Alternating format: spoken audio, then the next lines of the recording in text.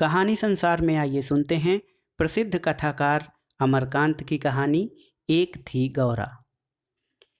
लंबे कद और डबलंग चेहरे वाले चाचा रामशरण के लाख विरोध के बावजूद आशु का विवाह वहीं हुआ। उन्होंने तो बहुत पहले ही ऐलान कर दिया था कि लड़की बड़ी बेहया है। आशु एक व्यवहार कुशल आदर्शवादी नौजवान है जिस पर मार्क्स और गांधी दोनों का गहरा प्रभाव है। वह स्वभाव से शर्मीला या संकोची भी है। वह संकुचित विशेष रूप से इसलिए भी था कि सुहागरात का वह कक्ष फिल्मों में दिखाए जाने वाले दृश्य के विपरीत एक छोटी अंधेरी कोठरी में था, जिसमें एक मामूली जंगला था और मच्छरों की भन भन के बीच मोटे मोटे चूहे दौड़ लगा रहे थे। लेकिन आशु की समस्या इस तरह दूर हुई कि उसके अंदर पहुंचते ही गौरा नाम की दुल्हन ने घूंघट उठाकर कहा, लीजिए मैं आ गई। आप जहाँ रहते मैं वहीं पहुँच जाती। अगर आप कॉलेज में पढ़ते होते और मैं भी उसी कॉलेज में पढ़ती होती तो मैं ज़रूर आपके प्रेम बंधन में बंध गई होती। आप अगर इंग्लैंड में पैदा होते तो मैं भी वहाँ ज़रूर किसी न किसी तरह पहुँच जाती। मेरा जन्म तो आपके लिए ही हुआ है। कोई चूहा कहीं से कूदा, खड़खड़ की आवाज़ हुई और उसके कथन में भी व्यवधान पड़ा।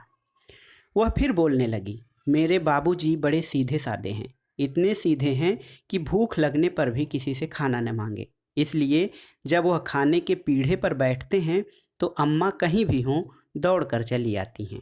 वह जिद करके उन्हें ठूस ठूस कर खिलाती हैं। उनकी कमर की धोती ढीली कर देती हैं ताकि वह पूरी खुराक ले सकें। हमारे बाबूजी ने बहुत सहा है, लेकिन हमारी अम्मा भी बड़ी हिम्मती हैं। वह चुप हो गई। उसे संदेह हुआ था कि आशु उसकी बात ध्यान से नहीं सुन रहा है, पर ऐसी बात नहीं थी। वस्तुतः आशु को समझ में नहीं आ रहा था कि वो क्या कहे। फिर उसकी बातें भी दिलचस्प थीं। उसका कथन जारी था। बाबूजी असिस्टेंट स्टेशन मास्टर थे। बड़े बाबू दिन में ड्यूटी करते थे और हमारे बाबूजी रात में। एक बार बाबूजी को नींद आ गई।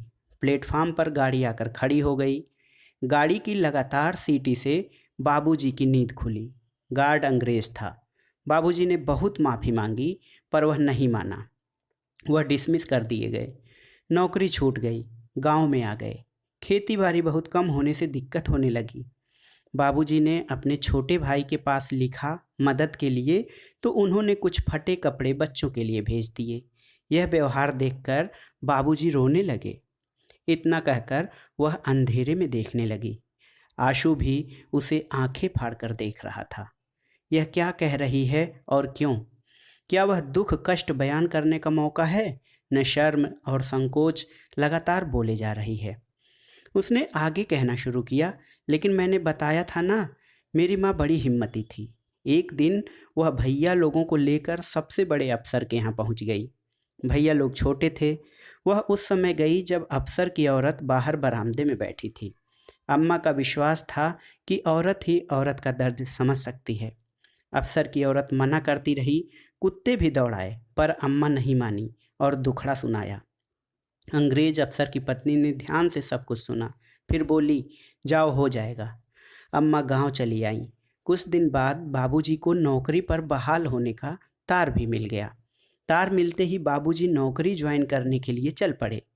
पानी पीट रहा था पर वह नहीं माने। बारिश में भीगते ही स्टेशन के लिए चल पड़े। उनकी रुहेलखंड रेलवे में नियुक्ति हो गई। बनबसा, बरेली, हल्द्वानी, काठगोदाम, लाल कुआं, हम लोग कई बार पहाड़ों पर पैदल ही चढ़कर गए हैं। भीमताल की चढ़ाई, राजा झींद की कोठी, उधर के स्टेशन, क्वार्टरों की ऊंची ऊंची दीवारें, शेर, बाघ, जंगली जानवरों का हमेशा खतरा रहता है। एक बार हम लोग जाड़े में आग ताप रहे थे तो एक बाघ ने हमला किया, लेकिन आग की वजह से हम लोग बाल बाल बच गए। वह इस पार से उस पार कूदकर भाग गया। वह रुककर आशु को देखने लगी, फिर बोली, मैं तभी से बोले जा रही हूँ, आप भी कुछ कहिए। आशु सकपका गया, फिर धीमे से संकोच पूर्वक बोला, मैं मेरे पास कहने को कुछ खास नहीं है। हाँ, मैं लेखक बनना चाहता हूँ। मैं लोगों के दुख दर्द की कहानी लिखना चाहता हूँ, लेकिन मेरे अंदर आत्मविश्वास की कमी है। पता नहीं मैं लिख पाऊँगा कि नहीं।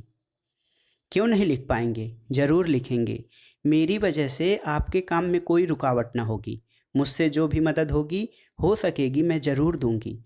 आप निश्चिंत रहिए।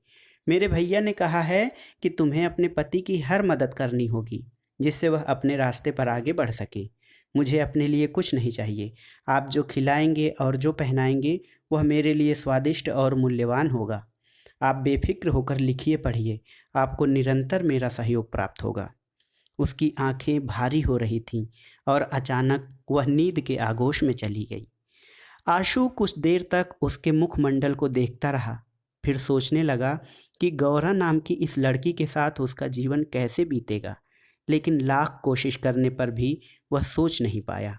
वह अंधेरे में देखने लगा। तो दोस्तों, ये थी अमरकांत की एक छोटी सी मनभावन कहानी, एक थी गौरा। कहानी कैसी लगी हमें कमेंट बॉक्स में ज़रूर बताइएगा। कहानी सुनने के लिए धन्यवाद। नमस्कार।